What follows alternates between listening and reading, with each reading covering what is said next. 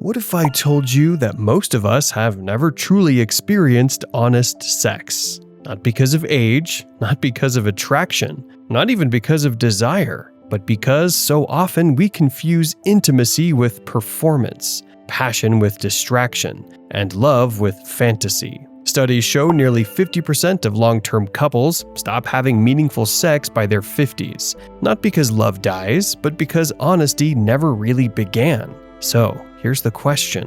What would your love life look like if nothing was hidden? No masks, no pretending, no silent resentment. This is not just about the mechanics of sex. It's about the stages of love itself. Because intimacy isn't a static destination, it's a living, evolving journey with 5 distinct phases. And if we want to experience love in its deepest, truest form, we need to walk through each of them, not just the easy ones.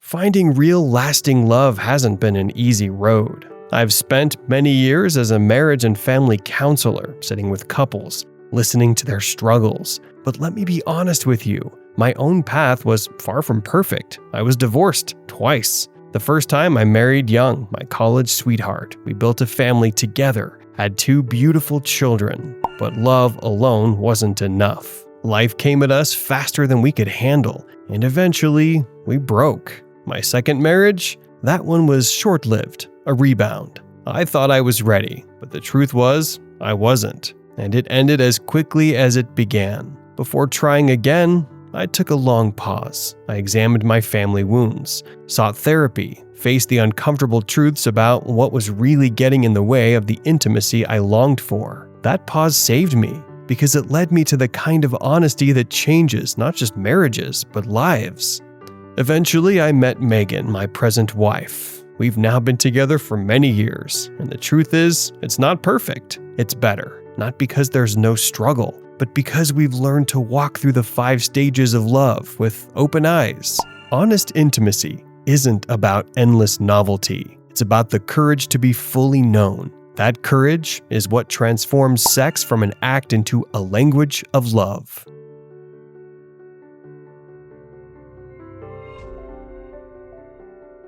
Here's the fascinating truth. Love isn't just an emotion, it's a biological process. Your brain literally shifts as you move through 5 stages: attraction, romance, disillusion, attachment, stable love. Each phase powered by a cocktail of hormones, dopamine, oxytocin, testosterone, shaping how you think, how you feel, and what you desire. But here's the catch. Most people stop at stage 2. They want the butterflies of attraction, the fireworks of romance. But when reality sets in, they mistake disillusion for failure. And so they miss the deeper, richer sex, the kind that only shows up later, when masks drop and honesty enters the room. So let's walk through them, not just as science, but as lived experience. Stage 1, attraction. It begins with a spark, butterflies in your stomach, sweaty palms when their name lights up your phone. Science says testosterone and estrogen are running the show here, flooding us with desire. But here's the thing no one tells you. Attraction is not proof of love. It's a door, not a home. You can be wildly drawn to someone and still be wildly incompatible. Research shows the brain takes just 0.2 seconds to decide if we're attracted to someone, but it can take years to decide if we can actually build a life with them. So the question becomes, what do you do with that attraction? Do you chase the chemistry blindly, or slow down long enough to ask who this person really is? Stage 2, romance.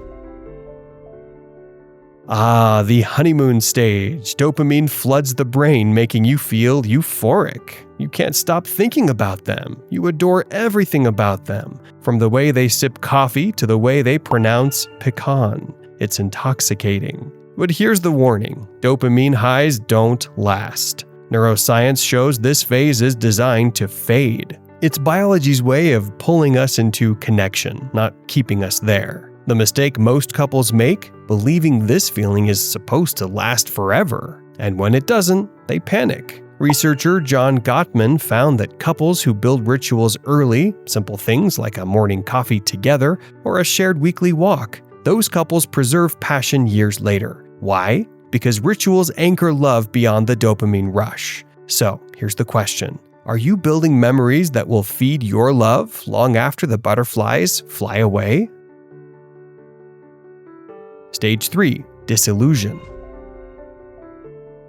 This is the stage that breaks most relationships or makes them. The rose-colored glasses fall. You start noticing the snoring, the stubbornness, the socks left on the floor. Conflicts rise. Sex feels less urgent, maybe even less exciting. Here's the raw truth. This is not the end of love. It's the beginning. Because this is the first time you're actually seeing your partner clearly, and the first time they're seeing you. If you can stay, if you can lean in with honesty instead of retreating into resentment, something miraculous happens. Intimacy deepens. Brené Brown calls this the messy middle, where vulnerability becomes the only way forward. Couples who survive this stage often describe it as the point where they stopped performing and started truly being themselves. Ask yourself, when the mask comes off, do you run or do you stay?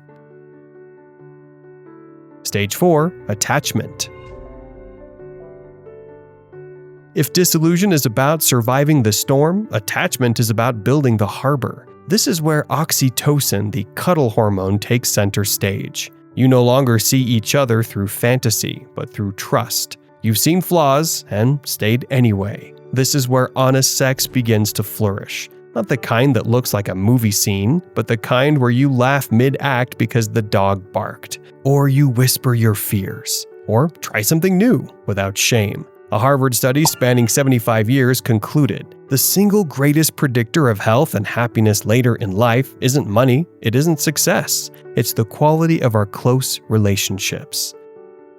Attachment isn't just good for love, it's medicine for the soul. So here's the reflection. Is your intimacy a performance, or is it a safe harbor? Stage 5. Stable love.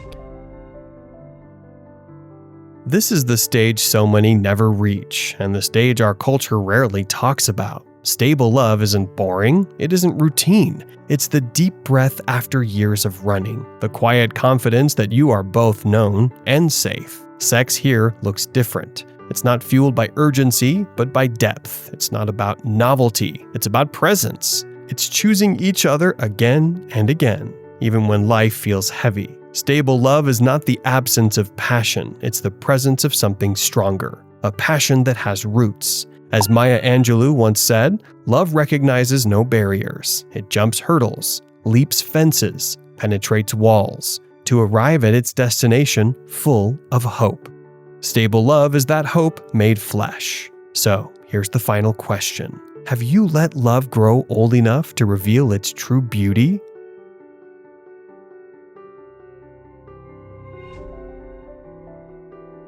Okay, here's the surprising truth. Sex doesn't end after 50. In fact, for many, it finally begins. With age comes freedom. The kids are grown, careers are stable, and masks are harder to maintain. What emerges is not youthful urgency, but seasoned intimacy. Studies from the Kinsey Institute show nearly 70% of adults over 60 report active sex lives, and those who prioritize emotional honesty, they report the highest levels of satisfaction, not just sexually, but emotionally. After 50, love is less about proving yourself and more about revealing yourself. It's where performance gives way to play, and where vulnerability becomes the ultimate aphrodisiac.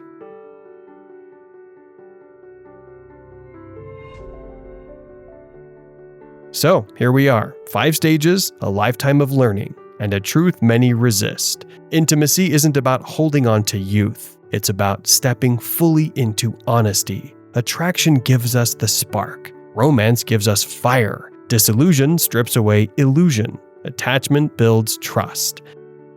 And stable love finally gives us the gift we were chasing all along. A place where sex, passion, and love aren't separate. They're woven into one honest human fabric. The invitation, especially after 50, is this. Don't stop at the butterflies. Don't give up on the conflict. Don't settle for routine when you could have roots. Because honest sex is not about perfection, it's about presence. And presence is what keeps love alive. So, maybe the best question isn't, do I still love them, but am I willing to love them more truthfully today? If you believe honest love matters more than chasing picture-perfect romance, give this a thumbs up and subscribe for more reflections on intimacy, passion, and connection after 50. Before you go, share in the comments a moment when you felt the beauty of real intimacy, not in perfection, but in truth.